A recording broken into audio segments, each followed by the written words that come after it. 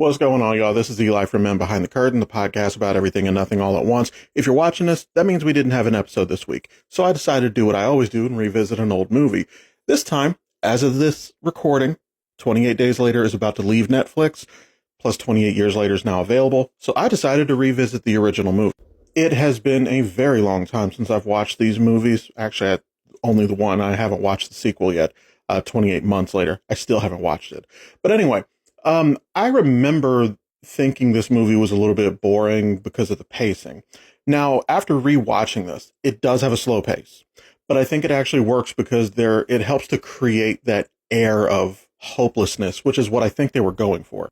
Also, I'm really glad that this is the movie that I was first introduced to Cillian Murphy, because if I had first, quote unquote, met him as, Jonathan Crane's Scarecrow in the Batman movies, and then I heard him speak with an accent, that would have thrown me for a loop. But that also goes to show that he's a good actor. One of the things that I'm going to say about this movie is the thing that everybody says about this movie is that it did a good job of injecting like new life into the genre, the zombie genre, because, they were fast, they were aggressive, they were fucking mean, which is a nice breath of fresh air because the walkers in Walking Dead is what we're always used to seeing, just the slow, moaning thing.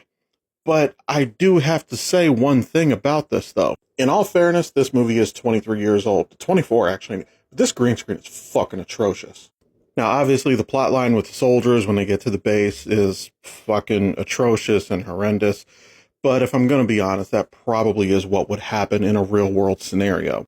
But one thing that I did not pick up on until this most recent viewing, when he talked about how he was using Mailer, the soldier who got infected, to learn about the infected, there's one thing he forgot to mention, and I think he didn't pick up on it.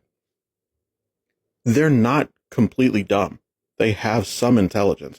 Some of y'all probably already know what I'm talking about because you've already watched and analyzed this movie.